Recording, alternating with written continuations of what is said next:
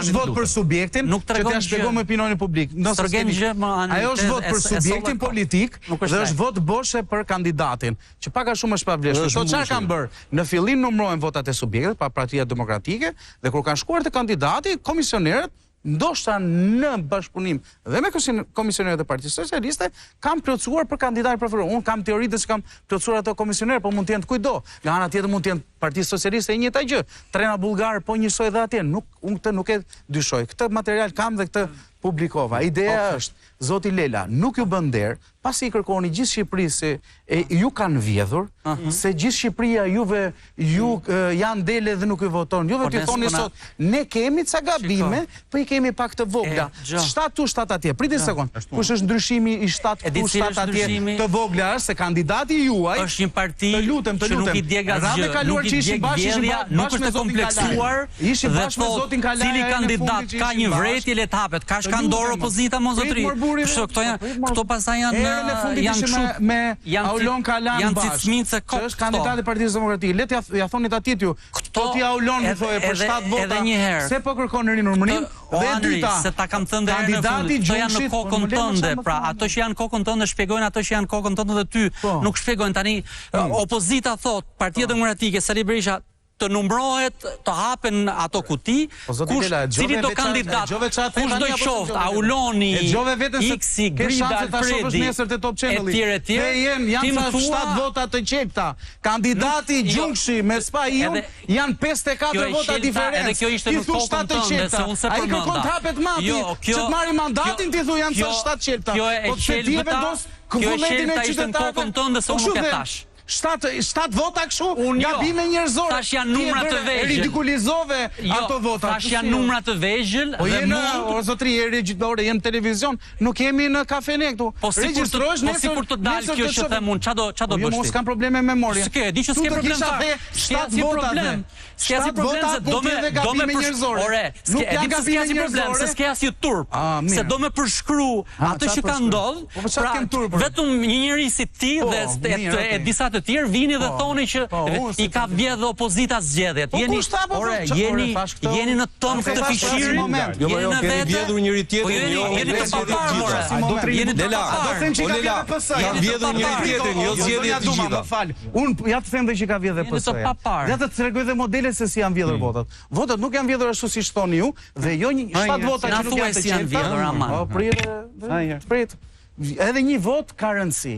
Sepse unë s'dua të shkoj në vendin e gabuar nëse kanë votuar. Tani, kjo është një nga treni bullgar, mund të kenë edhe Partia Socialiste gjë dhe atë publikoj dhe do e publikojnë. Një fare kollaj gjë materialet video, i ballafaqon me materialet votave të kandidatit.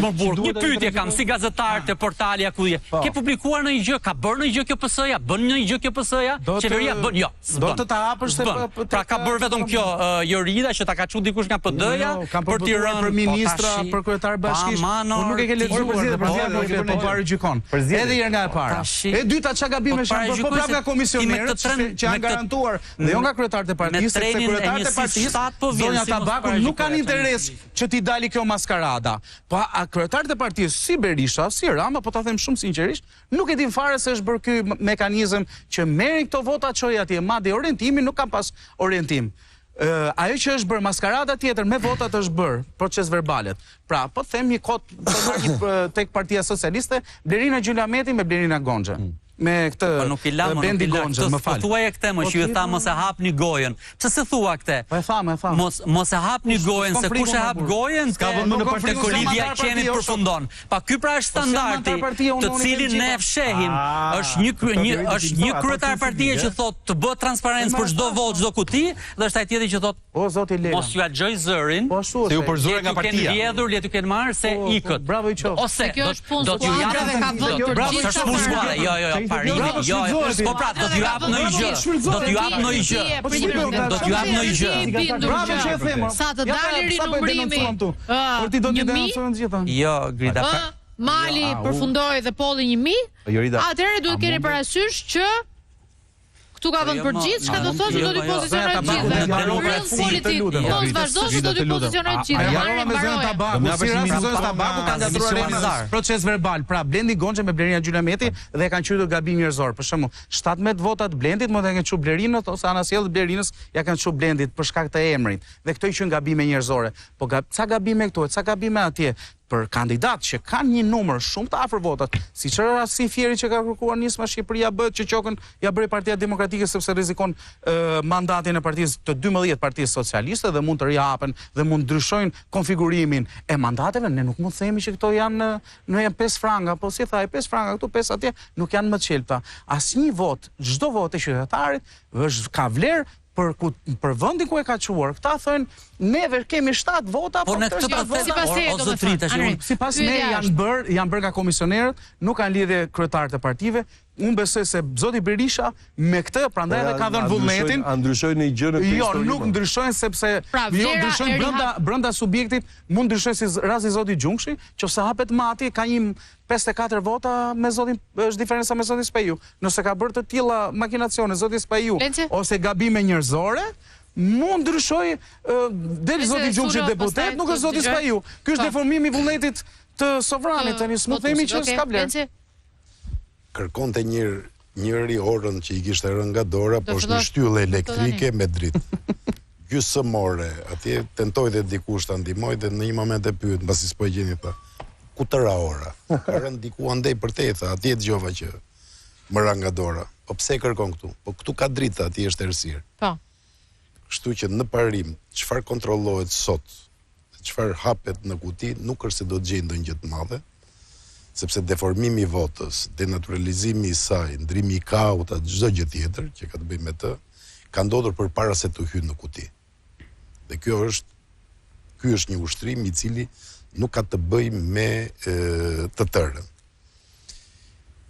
Ka dy momente. E para, votat për subjektet politike. Besoj dhe logjika më thotë që janë numëruar në mënyrën më rigoroze.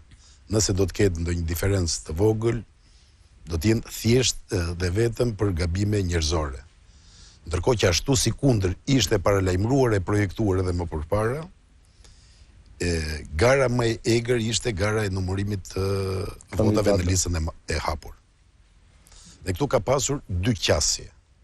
Socialistët të cilët kuptuan që morën pushtetin mbas numërimit të votave të tyre, ishin krejtësisht të painteresuar se cilët do të ishin emrat që do të vinin në si fitues në listë. Plus kishin dhe shumë. Ekziston një mesazh audio i Ramës në momentin që nisi numërimi, nuk është bërë publik. U vijej të dëgjoj të gjithë numëruesve ku Rama kërkonte në mënyrë të prerë që të mos kishte deformim, mos kishte transferim apo trafik të votave të kandidatëve të tij brenda për brenda.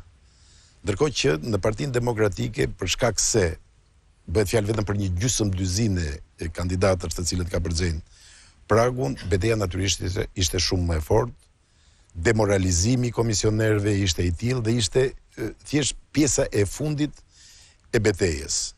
Çfarë do të ndodh nesër? Me të gjitha gjasat do të ketë mos përputhje në votat e kandidatëve, deri në masën që për fat të keq, diku nga fillimi i shtatorit, Rama do të thotë eksaktësisht këtë frazë kur të flas për zgjedhjet. Na akuzojnë ne për hajdut, por ata vjedhin njëri tjetrin. Dhe ky do të jetë organi i cili do të mbulojë gjithçka ka ndodhur me rihapjen e kutive.